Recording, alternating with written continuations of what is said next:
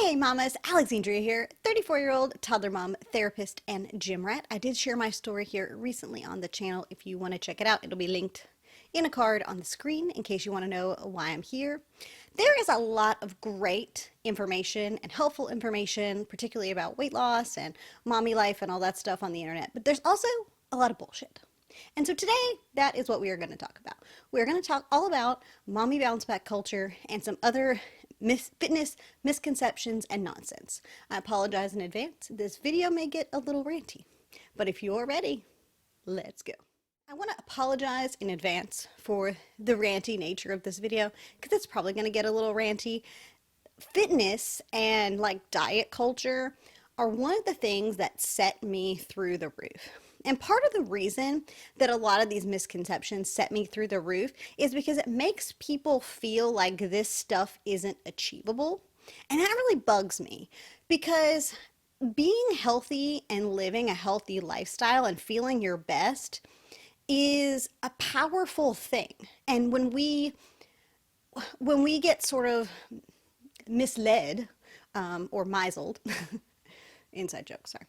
When we get misled by things that we read or things that we hear on the internet, it can be a barrier for our success. And so I want to just deal with some of my biggest pet peeves of misconceptions. First thing that really grinds my gears is is the idea that you can spot reduce fat. Y'all, if somebody tells you that you can spot reduce fat, they are telling you a big fat freaking lie to sell you something. I'm telling you. Because you cannot spot reduce fat. Sorry, I'm handsy today. You cannot spot reduce fat. No diet, no exercise, no, pill, no, I don't even know, no supplement. None of that is going to help you reduce fat in certain spots of your body. It just isn't going to happen. And particularly for women, I know the majority of this audience is women, which is why I speak about women, but particularly for women, I talked about this in a video recently. I'll link it for you. But, we want to have like lower belly fat reduction. And women primarily carry the bulk of their fat in their lower belly. But you got to get rid of all the body fat everywhere else before you can get rid of that belly fat. It's the last one to go because of the way that our bodies are built. They're designed to be that way. And so when people say things like, oh, well, spot reduce this or, eat this and you'll lose, lower belly fat or whatever. Oh, it drives me nuts, y'all, because you cannot spot reduce fat, y'all. The only way to get rid of certain areas of fat in your body is to just reduce your total body fat, and it's going to come off where it's going to come off. And unfortunately, your rear end and your girls are going to suffer the consequences. So just know that in advance. It's going to happen. It's very sad, I know, but that's where it is. So, can't spot reduce fat. Just, if somebody says it, they're lying. They just are. Next one is that cardio is always the answer. Now, if you're not new here, you're not surprised by this information and how much the idea of lifting weights is underrated due to its impact on our body's metabolism. But if you are new here, I understand. Hi, how are you? And also, the idea of cardio being the be-all, end-all is really frustrating because cardio is part of the equation, but it's certainly not the entire equation. And if all you do is focus on cardio, all you're going to do is end up being really freaking hungry all the time. Because these like hard, intense cardio like bursts that you do for your body make you want to eat. And so if you are trying to lose weight and all you're doing is cardio, cardio, cardio, then you're hungry and trying to live in a calorie budget. And those two things are not easily done. They're not easily accomplished, right? It's really hard to stay in a calorie budget if you're always hungry and always like craving those carbs. But that's what these high intense like running or high intense cardio are going to do for you. That's why it's important that you incorporate cardio, but that it's part of the balance in the equation. There is balance in everything, and exercise is no exception to that. There's a balance between muscle building and cardio that will be the sweet spot for most people. Not everybody. Everybody looks different. Everybody's respond differently to different things. But for most people, the majority of the people, if you if you are combining the two, you will have better results. Let's just do it. Let's talk about mommy bounce back culture. Y'all, mommy bounce back culture.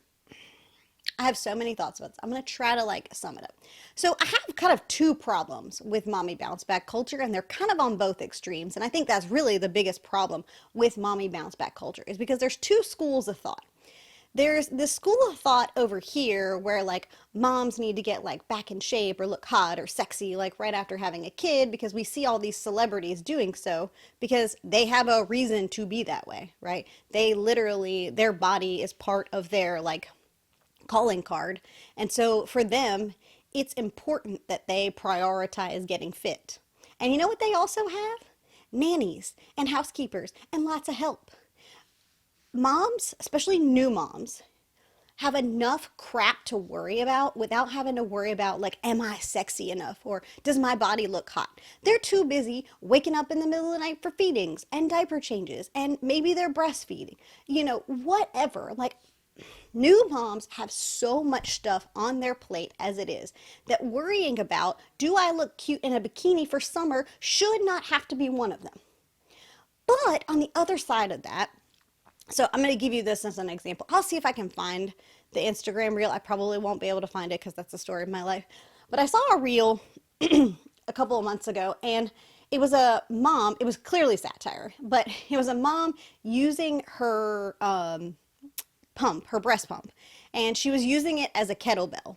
Now, if you clearly the people negatively commenting on this were not moms, because if you've ever worn a pump, you know that those things would be flying off and you would be losing milk, and that is milk that is worth crying over.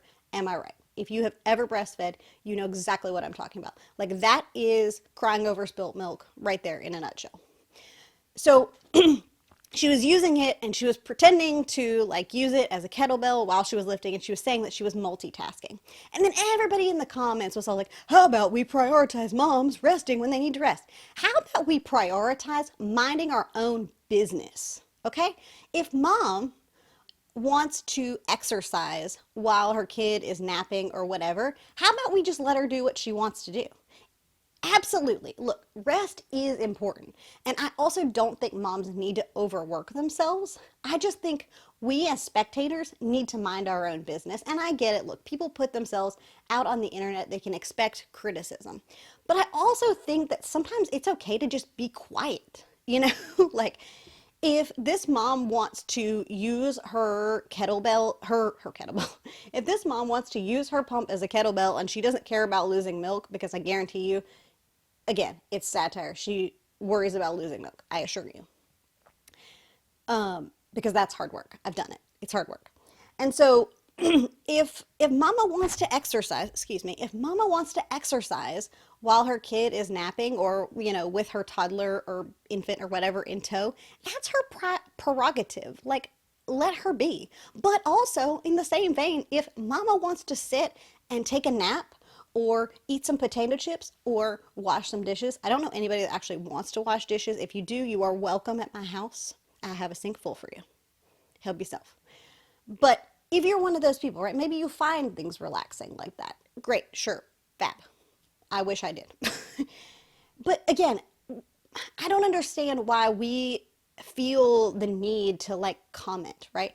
There's no reason that we can't just mind our own business. And if mama wants to exercise, let mama exercise. If mama wants to rest, leave mama alone and let her rest. What's good for the goose is not necessarily good for the gander, right? I think I got that saying all sorts of much. My point is, what's good for one may not be good for the other. Some women, I'm one of those women now. So, for me, it's actually hard for me not to exercise because it's one of the ways that I get energy and it helps me to decompress. So to try to sit here and pretend that, everyone just wants to sit and watch TV or wants to sit and have a snack while the kid is resting is not a realistic expectation. I'm sorry, y'all. I just think I went on a 5-minute rant about mommy bounce back. I'm so sorry. But if you like this kind of content and you want support and help and you want to be on a team with me, I would love if you would click the subscribe button down below and share this video with other mommies you think may find it helpful. Would appreciate it. All right, I'll move on now. We've got two more. The next one is that faster is better. The amount of thumbnails that I see on YouTube, the amount of things I see on Facebook or Instagram. I don't have, what's the one? What's the popular one? Brain, come on. What's the popular one? I don't, not Snapchat. Why am I thinking of Snapchat? You know, the TikTok. I don't have TikTok. Okay, I just don't have it. But I'm sure that crap's on there too. Faster is not always better. You know, the number of thumbnails that I see are like, lose weight in 2 months, or I lost 30 pounds in 3 months. Like, why? Why did we need to do that? Why was that necessary? There is no timeline on healthy weight loss and healthy living. And if you're doing it right, it's probably going to take some time. The reason being is because healthy habits take time. And if you're doing things that are going to make it go super fast, that probably means you're doing something unsustainable in the long term. And guess what? When you do things that aren't sustainable, eventually you quit. And then you have to start all over again. That's why diets don't work. That's why extreme dieting doesn't work, is because in the long term, you cannot sustain that. And so because of that, it causes people to give up, right? They're like, oh, well, let me lose these 30 pounds in 3 days or whatever. I'm just making up something. But my point is if it's taking you a short period of time, you're probably taking shortcuts that aren't sustainable in the long term. And then we get frustrated and then we give up and then we think that healthy living and a healthy lifestyle isn't attainable, when in fact it actually is. So, faster is not always better. And just because Susie lost 30 pounds in 5 weeks doesn't mean that you have to. She probably did something that was not sustainable. Either that, or the other alternative to that is that based on their body size to the amount of weight they needed to lose, because if you have a lot of extra weight that you're carrying compared to your frame, when you first start moving and making change, you're going to lose weight a little bit faster than, for example, someone who has less weight to lose on their frame. Does that make sense? Hopefully it does. And the last one is that healthy foods are always bland, boring, and not interesting. I don't like this one for the same reason. It's gatekeeping.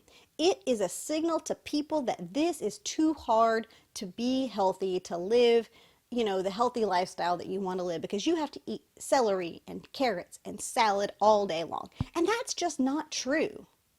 Healthy, sustainable living and weight loss is all about balance. If you want a Kit Kat, have a Kit Kat. Work it into your calorie budget. If you want to eat a steak for dinner, again, check the macros, work it in. There's no reason that you can't live a healthy lifestyle and have the foods and things that you enjoy. Food is fuel, yes, but if you're someone who enjoys food, you should be able to go and enjoy the things that you want in moderation.